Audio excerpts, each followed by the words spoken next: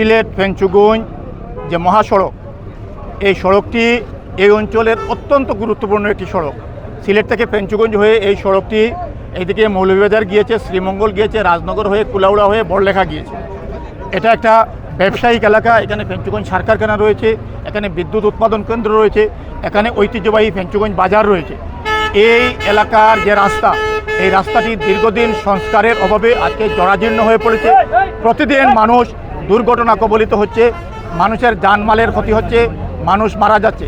এক সপ্তাহ আগে আপনারা দেখেছেন যে দুইজন কোমলমতি ছাত্র এবং স্কুল ছাত্র এবং কলেজ ছাত্র মর্মান্তিক দুর্ঘটনায় প্রাণহানি হয়েছে। প্রতিদিন এইরকম দুর্ঘটনা ঘটছে।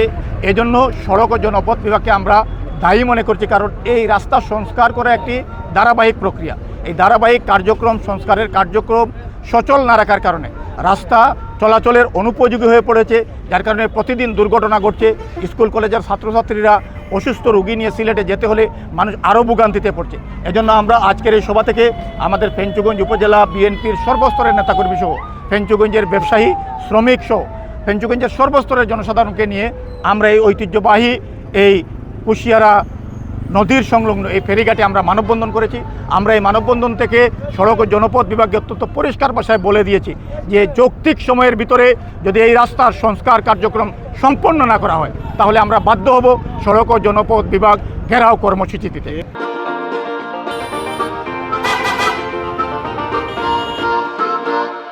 জনাব ইনুর সাহেব, আপনারা আপনাদের রোডসের কর্তৃপক্ষকে দিয়ে এই রাস্তাটিকে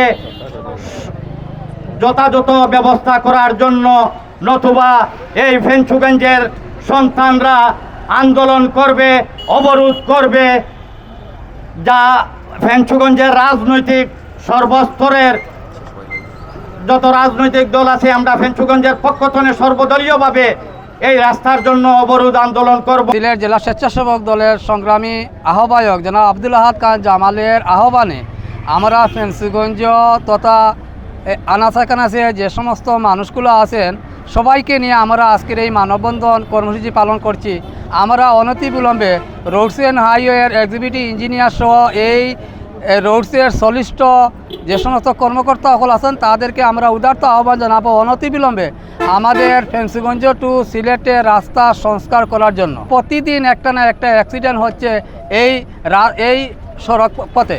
যাতে অ্যাক্সিডেন্ট না হয় এই রাস্তার জন্য, এই রাস্তা মেরামত করার জন্য উদারত আহ্বান জানিয়ে আমি সিলেটের রোডস এন্ড হাইওয়ে কর্মকর্তার দৃষ্টি আকর্ষণ করে বলছি, অনতি বিলম্বে আমাদের এই সিলেট যাওয়ার রাস্তা আঞ্চলিক মহাসড়ক সংস্কার করা না হলে এই ফেঞ্চুগঞ্জের ছাত্র জনতা আপাময় সবাইকে নিয়ে এমন আন্দোলন করব, হরতাল, অবরোধ